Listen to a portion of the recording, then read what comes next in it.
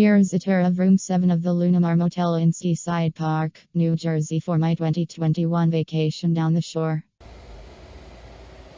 So we're at room 7 of the Lunamar Motel. We have a TV, microwave, fridge, 2 beds, a dresser, got the dresser in between, cable box, snacks, all that good stuff, closet, I guess, an air conditioner and a mirror, and a bathroom.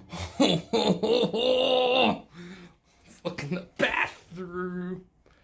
Kind of small, don't you think? Now, I'm gonna end the video right at the peephole. Here's a tour of room 24 of the Lunamar Motel in Seaside Park, New Jersey to make up for not going down the shore in 2020 due to COVID-19.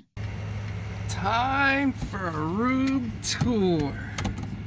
But first, let's show you how this modern day bracelet.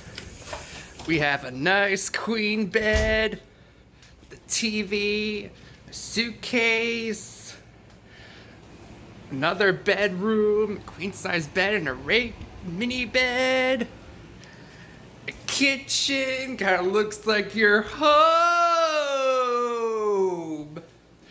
Just like 5 years ago in Wildwood. Ooh, a phone! How nice! A bathroom!